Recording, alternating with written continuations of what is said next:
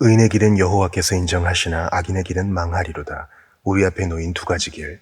그러므로 악인들은 불경건한 자들은 심판을 견디지 못하며 죄인들이 의인들의 모임에 들지 못하리로다.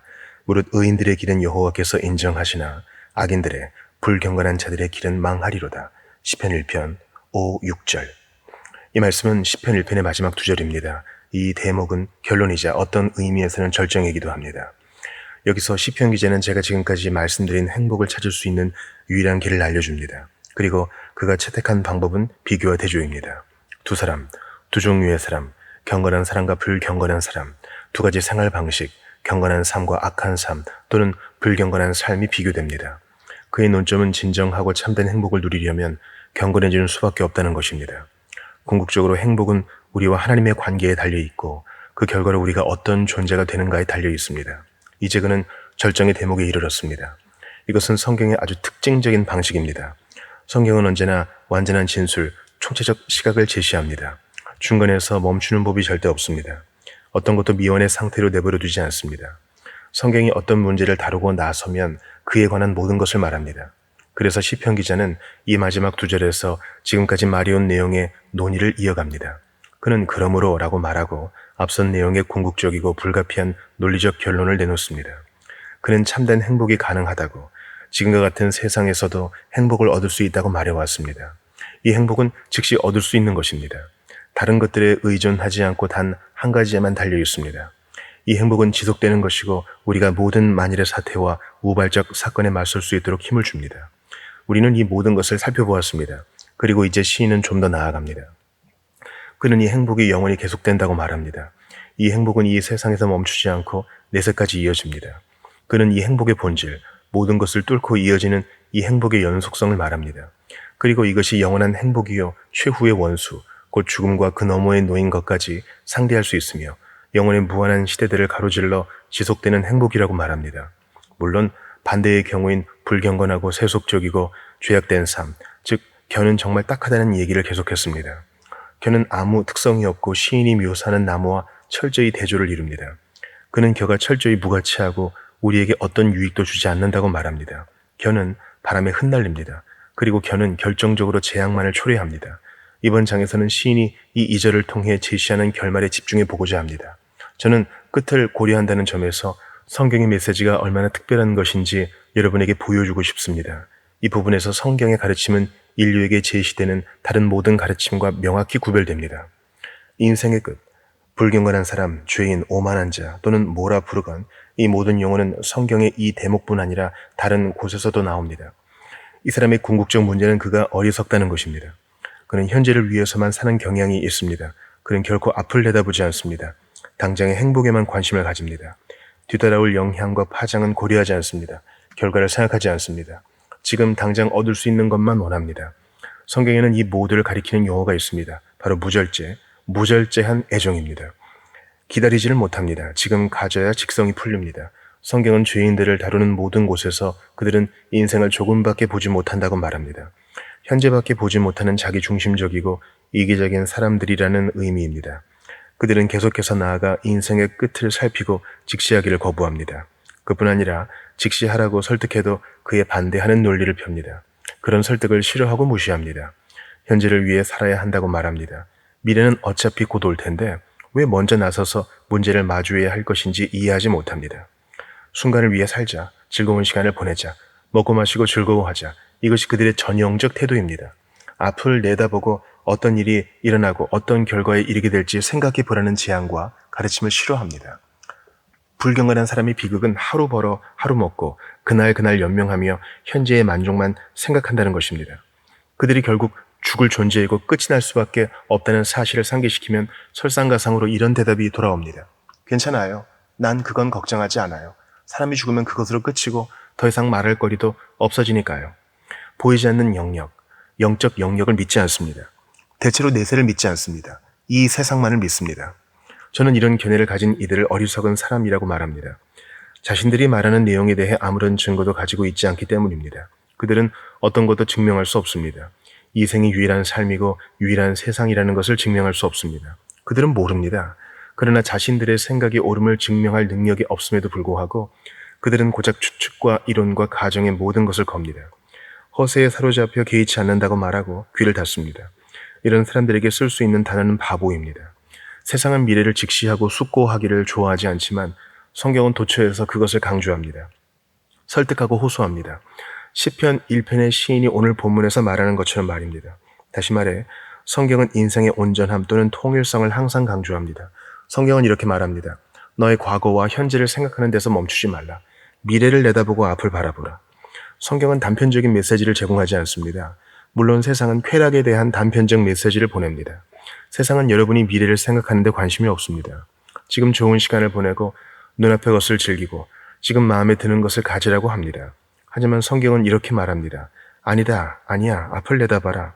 이것을 즐기기 전에 어떤 결과가 따라올지 먼저 생각하라. 무슨 일이든 하기 전에 그에 따라올 수 있는 영향, 결과, 파장을 먼저 숙고해라. 인생은 전체이고 좋든 싫든 하나의 통일체이다.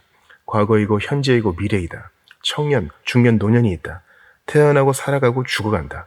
전체가 있다. 그것 모두를 숙고해라. 어떤 지점에서 생각을 멈추지 말아라. 이것이 성경의 첫 번째 강조점입니다. 죽음은 끝이 아니다. 두 번째는 죽음이 끝이 아니라는 점입니다. 이것은 구약과 신약 모두를 관통하는 메시지입니다.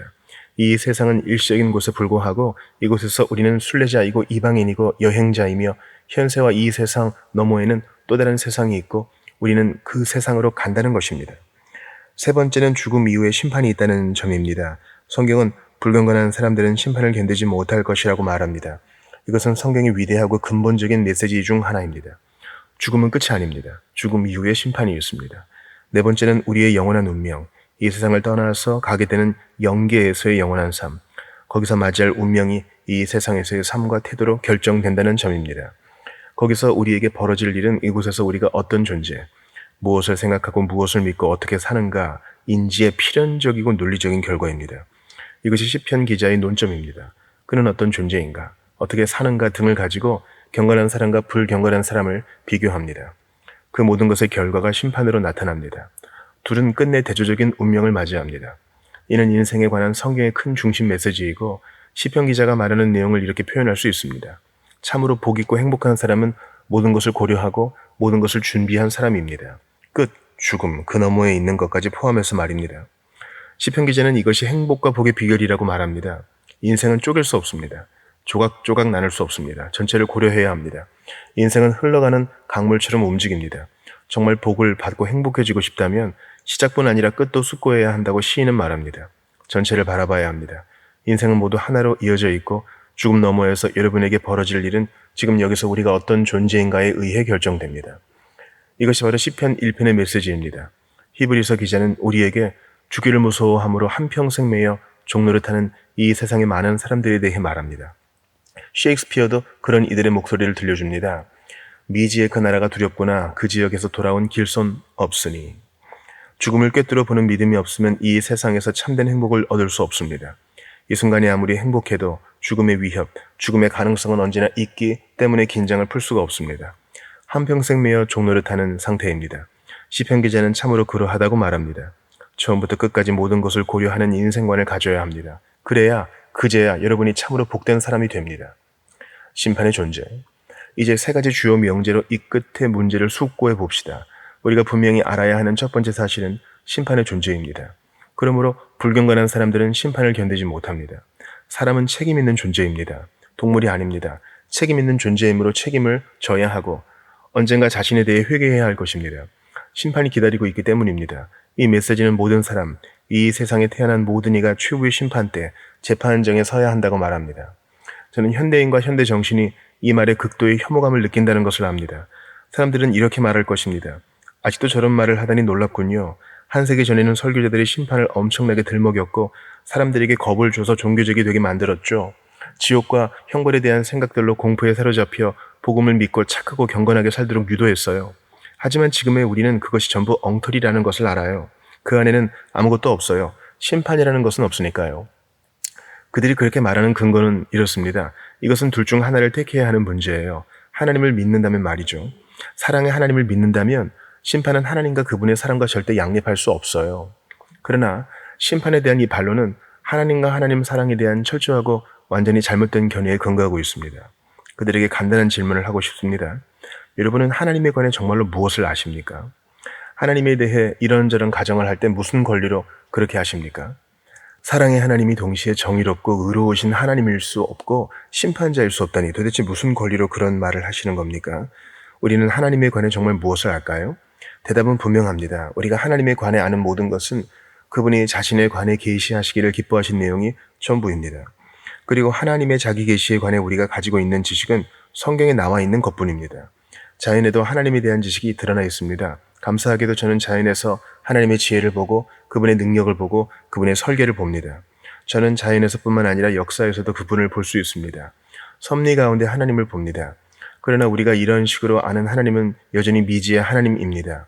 그분의 성품을 정말 알려면 성경을 표현합니다. 인간에게 주시는 하나님의 자기 계시가 성경에 기록되어 있습니다. 성경 기자들은 이것이 내가 하나님에 관해 생각하는 내용이다 라고 말하지 않습니다. 아닙니다. 그들은 이렇게 말합니다. 하나님이 내게 말씀하셨다. 하나님이 내게 계시하셨다. 예를 들어 하나님은 시내산 정상에서 모세를 부르셨고 말씀하기 시작하셨습니다. 이것이 진리이다. 나는 스스로 있는 자다.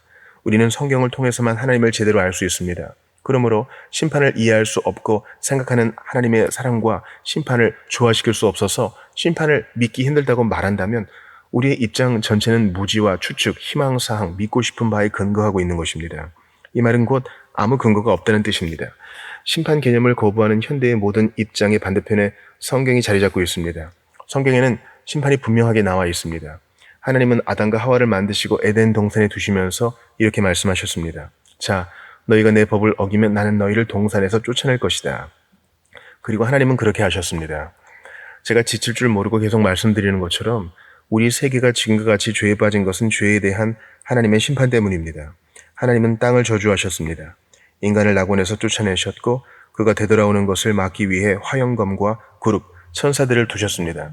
심판이 실제로 이루어지는 모습입니다. 구약 성경은 심판으로 가득합니다. 개인들에게도 하나님의 백성 이스라엘 민족 전체에도 심판이 있습니다. 하나님은 이스라엘의 죄 때문에 그들을 바벨론의 포로가 되게 하셨습니다. 심판입니다. 하나님은 심판할 것이라고 하셨고 말씀대로 행하셨습니다. 신약 성경에서도 동일한 것을 보게 됩니다. 우리 앞에 등장하는 첫 번째 설교자는 세례 요한입니다. 그는 죄사함을 받게 하는 회개의 세례를 전했고 바리새인들과 서기관 등의 무리가 찾아오자 이렇게 말했습니다. 누가 너희에게 일러 장차 올 진노를 피하라 하더냐. 이것이 신약 성경에 나오는 첫 번째 심판 경고입니다. 이것이 왜 구원의 복음입니까? 왜 좋은 소식입니까? 한 가지 이유밖에 없습니다. 이것은 다가올 심판과 진노에서 우리를 구원하는 메시지이기 때문입니다. 선구자인 세례 요한이 이것을 전했습니다. 주님도 심판을 전하셨습니다. 그분은 무덤에 있는 자들이 다 일어날 것이고 그들이 일어나 심판을 받을 것이라고 하셨습니다. 우리는 생명 아니면 정죄를 받게 될 것입니다. 사람들은 사랑에 대해 말합니다. 우리 주와 구주이신 하나님의 아들 예수 그리스도에 비할 때 사랑을 안다고 말할 만한 이가 있을까요? 그분은 사랑의 화신입니다. 하나님이 사랑이시기 때문에 하나님이 세상을 너무나 사랑하셨기 때문에 그분이 세상에 오셨습니다. 하지만 그분이 가르치시는 것은 심판입니다. 심판은 둘 중 하나입니다. 정죄의 심판이거나 우리가 하나님의 백성이고 영원한 지복으로 나아간다는 선포의 심판입니다. 심판은 모든 사도의 글에도 나옵니다. 오순절에 베드로는 성령으로 충만하여 다음과 같이 말합니다. 이것은 기독교의 역사상 최초의 설교였습니다. 너희가 이 패역한 세대에서 구원을 받으라. 사도 바울도 같은 말을 전했습니다. 그는 아테네의 아레오바고에 서서 이렇게 말했습니다. 하나님이 이제는 어디든지 사람에게다 명하사 회개하라 하셨으니 이는 정하신 사람으로 하여금 천하를 공의로 심판할 날을 작정하시고 이에 그를 죽은 자 가운데서 다시 살리신 것으로 모든 사람에게 믿을 만한 증거를 주셨음이니라. 히브리서 기자는 이렇게 말합니다. 그러므로 우리는 들은 것에 더욱 위념함으로 우리가 흘러 떠내려가지 않도록 함이 마땅하니라. 왜 그렇습니까? 우리가 이같이 큰 구원을 등한히 여기면 어찌 그 보응을 피하리요? 우리는 피할 수 없습니다. 히브리서 기자는 뒷부분에서 이렇게 말합니다. 한 번 죽는 것은 사람에게 정해진 것이요 그 후에는 심판이 있으리니. 베드로도 주의 날이 올 것이라는데 동의합니다. 그날은 틀림없이 옵니다. 주께서는 하루가 1000년 같고 1000년이 하루 같다. 그러나 주의 날은 올 것입니다. 분명히 옵니다. 요한계시록은 온 세상 전체 우주에 대한 궁극적이고 최종적인 심판의 시사회일 뿐입니다. 심판을 부정하는 현대의 모든 반론에 대한 답변은 분명합니다. 심판은 사실입니다. 성경의 모든 부분에 펼쳐져 있는 엄중한 사실입니다. 불경건한 자들을 따르지 마십시오. 우리는 곧 심판과 마주해야 합니다. 심판의 본질. 끝의 문제를 생각할 때 알아야 할 두 번째 원리는 심판의 특성 또는 본질입니다. 심판은 이 세상에서 부분적으로 이루어집니다. 죄는 지금 이곳에서도 일정량의 형벌을 초래합니다. 그것만으로 충분히 안 좋을 수 있습니다. 범죄하는 그 영혼은 죽으리라. 그렇습니다. 그리고 사악한 자의 길은 험하니라. 죄인에게는 언제나 문제가 생깁니다. 하나님의 율법을 어기고도 아무 일 없었던 것처럼 그냥 살아갈 수는 없습니다. 대가를 치러야 합니다. 회한, 자책에 일어나고 어쩌면 신체의 손상이나 하나님께 받은 정신 능력의 손상이 있을 수도 있습니다. 현세에도 심판과 형벌이 있습니다. 그러나 성경의 큰 메시지는 종말에 심판이 정말로 이루어진다는 것입니다. 이 모든 것들은 심판의 전조일 뿐입니다. 참으로 성경의 모든 심판은 최후의 심판을 앞두고 우리를 준비시키는 예시일 뿐입니다. 시대의 종말에 찾아올 심판을 가리키는 표지이며 안내판입니다. 그렇다면 성경은 최후의 심판에 대해 무엇을 가르칩니까? 최대한 단순하게 표현하면 모두가 하나님의 심판대 앞에 반드시 서게 될 거라는 내용입니다. 온 세상 사람들을 말합니다. 아직 살아있는 사람들, 죽은 사람들까지 모두를 말합니다. 모든 것이 죽은 자를 내놓아야 합니다. 무덤, 바다, 자연 모든 곳에서 죽은 자들이 일어날 것입니다. 또한 우리는 그 심판의 주체가 하나님이라는 말을 듣습니다. 그러므로 불경건한 사람들은 심판을 견디지 못하며 의인들의 길은 여호와께서 하시나 악인들의 길은 망하리로다. 심판자는 하나님이십니다. 아브라함이 말한 대로 하나님은 온 땅의 심판자이십니다.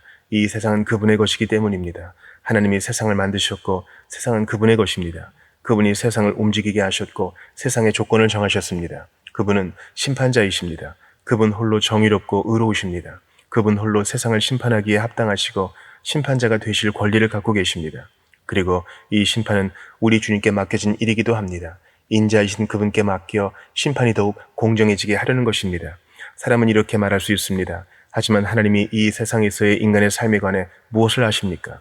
이 질문에 대한 답변은 성부께서 심판을 성자께 맡기셨고 성자께서는 인간이 되셨다는 것입니다. 말씀이 육신이 되셨습니다. 성자께서는 이 세상에서 사셨고 모든 일에 우리와 똑같이 시험을 받으셨습니다. 그분은 이 세상 속 인간의 삶을 다 이해하고 아십니다.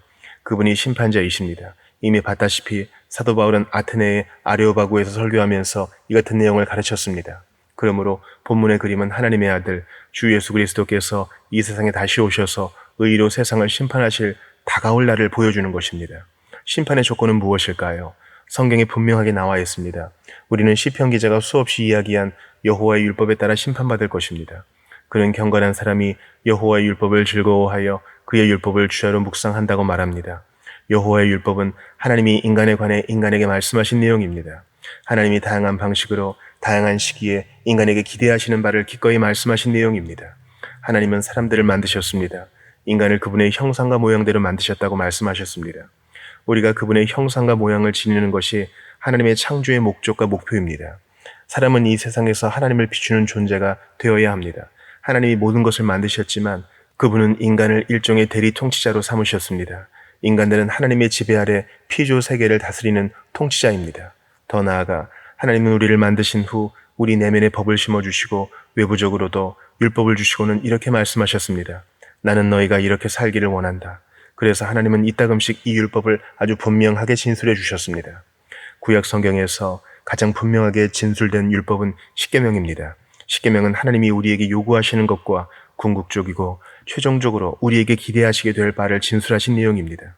우리는 이 십계명으로 심판을 받을 것이고 누구도 이 내용을 몰랐다고 더 이상 주장할 수 없습니다. 하나님이 십계명을 우리 앞에 펼쳐놓으셨기 때문입니다.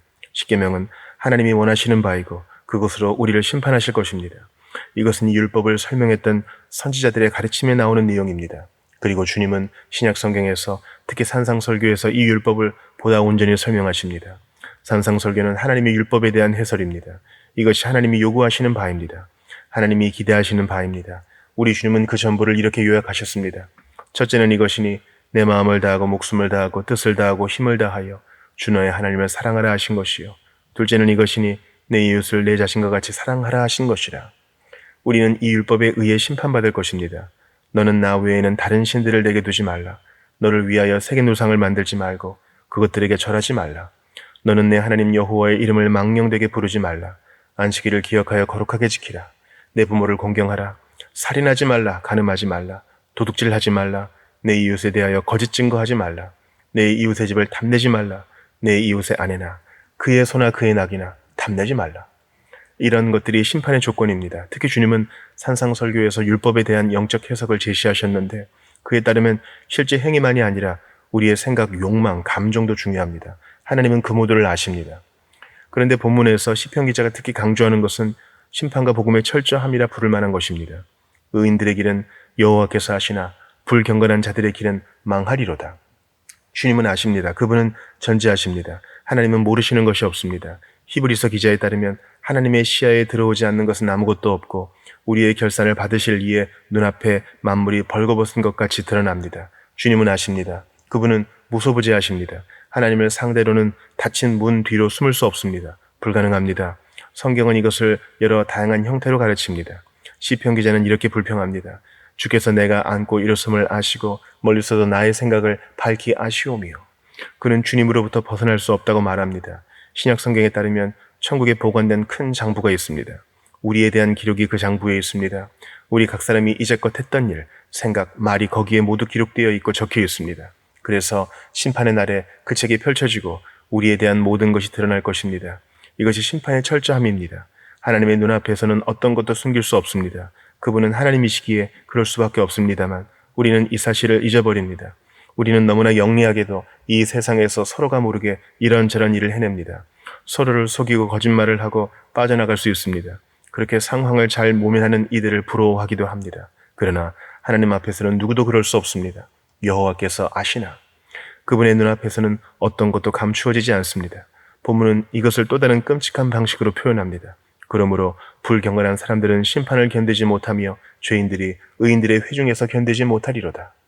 이것은 너무나 무시무시한 일입니다. 성경에 나오는 이 단어 회중의 용례를 살펴보면 교회와 정확히 같은 것을 의미함을 알 수 있습니다. 이 단어는 때로 하나님의 백성을 나타내기도 합니다. 회중은 하나님의 백성, 교회입니다.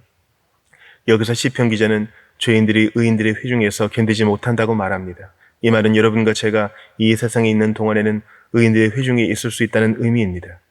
우리는 경건한 사람, 그리스도인으로 통할 수 있습니다. 그러나 시인이 말하는 바는 하나님이 모든 것을 아시기 때문에 우리가 심판 이후에도 의인들의 회중에 계속 머물게 될 것이라는 보장은 없다는 것입니다. 하나님은 우리에 대한 모든 것을 아시니까요. 끔찍한 나눔과 끔찍한 분리가 있을 것입니다. 그날 하나의 모임, 하나의 회중이 있을 것이고 그들은 모두 자신들이 하나님의 백성이라고 기분 좋게 생각할 것입니다.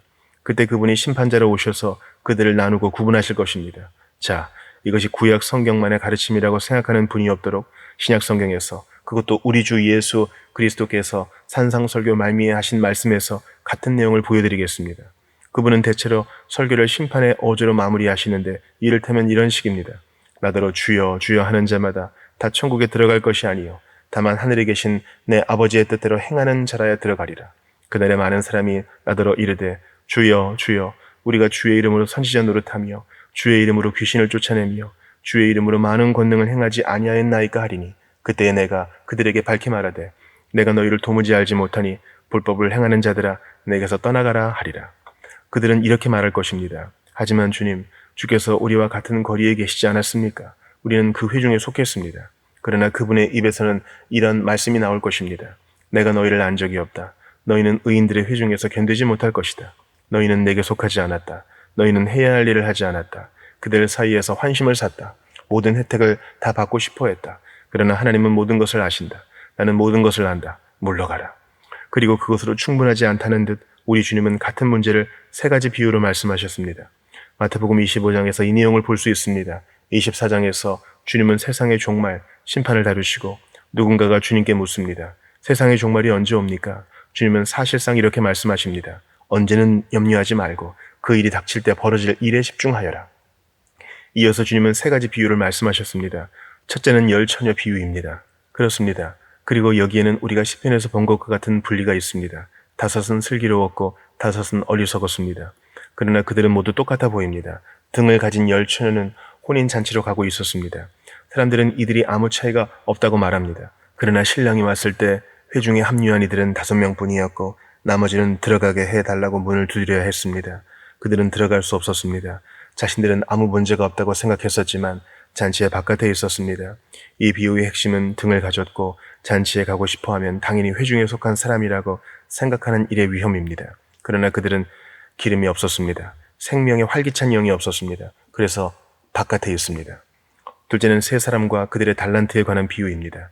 요점은 첫 번째 비유와 동일합니다. 민족들을 양과 염소로 나누는 최후의 심판 비유도 마찬가지입니다. 그들은 다들 똑같다고 생각했지만 이 비유들은 이렇게 말합니다. 아니다. 그분은 나누실 것이다.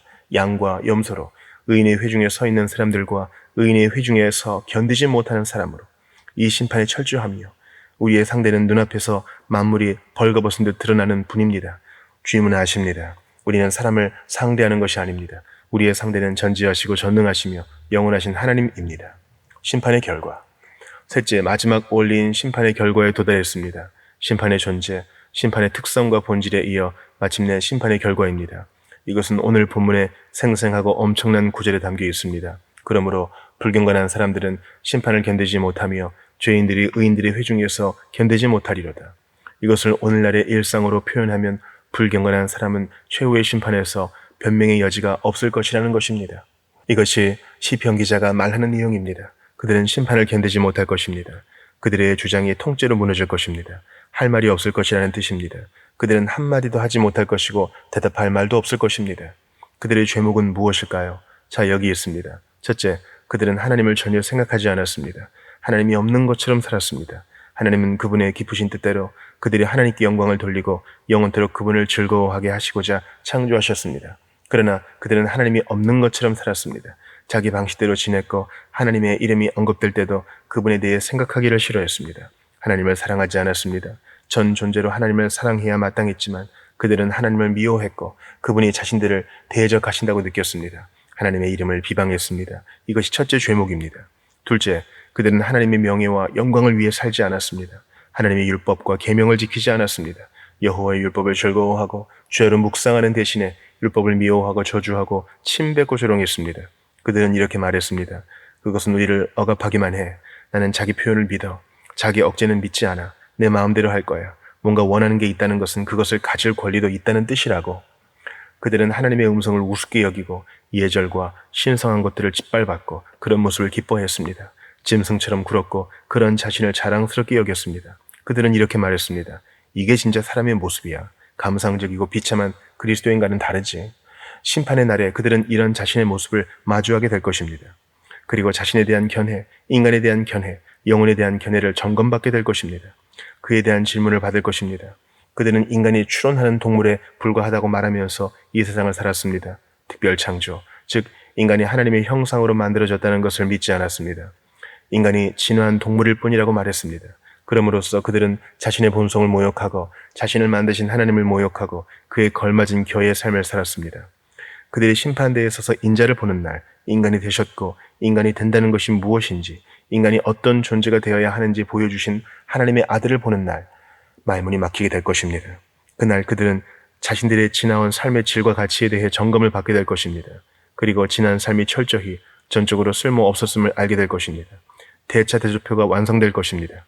그 최종 결과가 무엇입니까? 그들이 전념했던 것들, 목적으로 삼고 살았던 것들, 흡족하게 여겼던 것들, 즐거워했던 것들의 최종 결과가 무엇입니까? 거기에 어떤 가치가 있을까요? 겨입니다. 쓸모없는 겨. 그러나 거기서 멈추지 않을 것입니다. 그들은 자기 정당화를 시도하며 이렇게 말할 것입니다. 하지만 나는 몰랐습니다. 깨닫지 못했다고요. 그때 그들은 또다시 입을 다물게 됩니다. 달리 기댈 구석이 없습니다. 변명의 여지가 없습니다. 지식은 이미 주어졌습니다. 계시가 여기 있습니다. 성경에는 계시가 가득합니다. 하나님이 말씀하셨습니다. 변명할 말이 없습니다. 우리는 율법을 몰랐다는 핑계를 댈 수 없습니다. 보십시오. 사람들은 마땅히 율법에 친숙해져야 합니다. 하나님은 그것을 그분의 말씀과 그분의 선지자들과 사도들과 설교자들을 통해서 분명히 밝히셨습니다. 하나님은 사람들에게 말씀하시되 경고하셨고 요구사항을 전하셨습니다. 핑계의 여지가 없습니다. 하나님은 계시를 주셨고 우리는 몰랐다고 말할 수 없습니다. 이 가엾고 불경건한 사람들을 무너뜨리고 심판을 견디지 못하고 겨우 더미처럼 주저앉게 만들 마지막 결정타는 그들이 하나님의 아들을 정면으로 마주할 거라는 사실입니다. 그들은 그분을 바라보고 이렇게 말할지 모릅니다. 하지만 기준이 너무 높았습니다. 어느 누가 그렇게 살 수 있겠습니까? 누가 마음을 다하고 목숨을 다하고 뜻을 다하고 힘을 다하여 하나님을 사랑하고 이웃을 자기 자신처럼 사랑할 수 있겠습니까? 누가 오로지 하나님께만 영광을 돌리고 그분을 찬양하기 위해서만 살 수 있겠습니까? 누가 산상설교를 지킬 수 있겠습니까? 누가 십계명대로 살 수 있겠습니까? 그것은 불가능한 요구입니다. 불공평합니다. 그러면 이런 대답이 돌아올 것입니다. 나를 봐라. 내가 천국을 떠나 너희 세상으로 들어간 것은 너와 같은 사람들을 구원하기 위해서였다. 나는 의인을 부르러 온 것이 아니라 죄인을 불러 회개시키러 온 것이다. 나는 건강한 사람이 아니라 병든 사람들에게 의사가 필요하다고 가르쳤다. 인자가 온 것은 찾고 구원하기 위해서라고 말했다. 들어라. 세리와 죄인들이 내 말을 듣고 나를 따라왔다. 바닥까지 철저히 죄에 빠진 사람들이 귀를 기울이고 다가와 믿었다. 그리고 그들이 여기 심판의 자리에 당당히 서 있다. 너희에게 변명의 여지는 없다. 그들을 향한 성경의 최종적 정죄는 예수 그리스도 안에서 하나님이 거저 베푸시는 구원의 약속을 퇴짜 놓고 거부하고 멸시했다는 것입니다. 그러므로 불경건한 자들은 심판을 견디지 못할 것입니다. 그들은 무너질 것입니다. 그러나 그것이 끝이 아닙니다. 불경건한 자들의 길은 망하리로다. 한마디 변명도 못하고 답변도 못한 채 그들은 바깥 어두운 곳으로 쫓겨날 것입니다. 저는 지금 우리 주님의 말씀을 인용하고 있습니다. 구더기도 죽지 않고 불도 꺼지지 아니하는 곳으로 쫓겨날 것입니다. 이 또한 주님의 말씀입니다. 울며 이를 갈게 될 곳으로 쫓겨날 것입니다. 하나님의 아들의 말씀입니다. 불경건한 자들의 길은 망하리로다. 주의 얼굴과 그의 힘의 영광을 떠나 영원한 멸망에 이를 것입니다. 이것이 하나님과 그분의 거룩한 율법과 그 아들을 거부하는 불경건한 자, 죄인, 오만한 자, 겨의 생애의 종말입니다. 이 모든 내용이 왜 기록되어 있습니까? 하나님의 사랑이시기 때문입니다. 이런 내용이 기록된 것은 아직 시간이 있는 동안 우리에게 경고하기 위해서입니다. 우리를 구원하기 위해서입니다. 구원의 길, 빠져나갈 길이 있음을 보여주기 위해서입니다. 이것이 기독교 복음의 전체 메시지입니다. 이것이 그리스도, 하나님의 아들이 이 세상에 오신 이유입니다. 우리 모두가 본질상 불경건하고 모두가 죄악된 존재이므로 이 상태로 죽으면 그 멸망으로 그 영원한 지옥의 형벌로 가게 될 것이기 때문입니다. 그러나 하나님이 그분의 메시지를 보내셨습니다. 회개하라고, 우리 죄를 인정하고 고백하라고 촉구하는 메시지입니다. 회개하고 복음을 믿으십시오. 다른 어떤 것이 아니라 이것이 바로 하나님의 메시지입니다. 이 모든 죄의 맹목성과 광기와 사악함을 보십시오. 이것이 어떤 결과로 이어지는지 보십시오. 자신의 죄를 인정하십시오. 하나님 앞에 엎드려 죄를 고백하고 자신에게 변명의 여지가 없음을 인정하십시오. 그러고 나서 하나님의 아들, 구주이신 예수 그리스도 안에서 그분을 통해 복음을 믿으십시오. 여기 그 내용이 있습니다. 주 예수를 믿으라. 그리하면 내가 구원을 받으리라. 지금은 구원의 날이로다. 문은 닫히지 않았습니다. 불행한 결말로 갈 필요가 없습니다. 우리가 살펴본 모든 내용은 불경건한 자들에게 해당하지만 하나님의 아들이신 그리스도께서 세상에 오셔서 그들을 하나님과 화해시키기 위해 사시고 죽으시고 부활하셨다는 것을 믿으면 즉시 용서를 받습니다. 하나님이 받아주십니다. 하나님의 자녀가 됩니다. 나무처럼 됩니다. 주님은 그들의 길을 아십니다. 영원한 기쁨과 영광의 자리로 들어갈 것입니다. 이것이 메시지입니다. 이것이 심판이 기록된 이유입니다. 경고하기 위해서, 회개하고 하나님께 돌이키고 그분의 귀한 아들의 복음을 믿으라고 부르기 위해서입니다. 여러분은 이 모든 것을 믿으십니까? 하나님의 아들이 왜 이 세상에 오셔야 했는지 아십니까? 심판을 머릿속에 그려보셨습니까? 그 큰 날에 견딜 수 있으시겠습니까? 여러분이 심판을 견딜 수 없을 것이라는 사실을 이제는 깨닫지 못했던 방식으로 깨닫게 되셨습니까? 그렇다면 하나님은 여전히 부르고 계신 겁니다. 이 말씀을 드릴 수 있는 것은 제게 너무나 큰 특권입니다. 지금이 구원의 날입니다. 이 말을 믿으시고 저와 함께 이렇게 고백하시기 바랍니다. 예수님, 주의 보혈과 의로우심은 저의 아름다움이며 제 영광스러운 옷입니다. 불타는 세상 한가운데서 이렇게 좋은 옷을 입은 저는 기쁨으로 머리를 듭니다. 저는 심판의 날에 담대히 설 것입니다. 그 누가 저를 고발하겠습니까? 주를 통해 저는 죄와 두려움에서, 죄의 의식과 수치심에서 온전히 벗어났습니다. 아우구스투스 토플레디는 이렇게 노래합니다. 내가 모르는 세계로 올라가 심판하시는 주를 배울 그때 만세반석 열린 틈에 나를 숨겨주소서. 이 주님을 믿으십시오. 그러면 사도 바울의 이 말을 믿을 수 있을 것입니다. 누가 능히 하나님께서 택하신 자들을 고발하리요. 의롭다 하신 이는 하나님이시니 누가 정죄하리요. 죽으실 뿐 아니라 다시 살아나신 이는 그리스도 예수시니 그는 하나님 우편에 계신 자여 우리를 위하여 간구하시는 자신이라. 우리는 안전합니다. 누구도 우리를 어떤 죄목으로도 고발할 수 없습니다. 주 예수 그리스도를 믿고 그분을 바라보고 이렇게 말하십시오. 오 그리스도시여, 내 영혼이 주 안에서 찾았나이다. 오직 주 안에서만 찾았나이다. 그토록 오래 찾아 헤매던 평안과 기쁨을 이제껏 알지 못하던 희락을. 주님이 아니라 안식과 행복을 갈망했고 열망했나이다. 그러나 내가 구세주를 지나칠 때 그의 사랑이 나를 붙들었나이다. 주님, 나는 터진 웅덩이를 팠고 물이 새어버렸나이다. 마시려 몸을 숙였으나 물은 사라졌고 울부짖는 저를 조롱했나이다. 오직 그리스도만이 만족을 줄 수 있으니 내게 다른 이름은 없나이다. 사랑과 생명과 영원한 기쁨이 주 예수여 당신 안에 있나이다. 그리스도 안에서는 심판을 두려워할 필요가 없습니다. 굳건한 반석, 그리스도 위에 내가 서리라. 다른 모든 땅은 흐르는 모래이니. 우리는 이 세상의 다른 어떤 것 위에도 설 수 없습니다. 다른 어떤 것에 근거해서는 심판을 견딜 수 없을 것입니다. 죄인들은 심판을 견디지 못할 것입니다. 그들은 겨처럼 바람에 날려갈 것입니다. 반석이신 예수 그리스도 위에 서 있습니까? 그분이 유일한 소망이십니까? 그분을 믿으십시오. 그러면 구원을 받을 것입니다.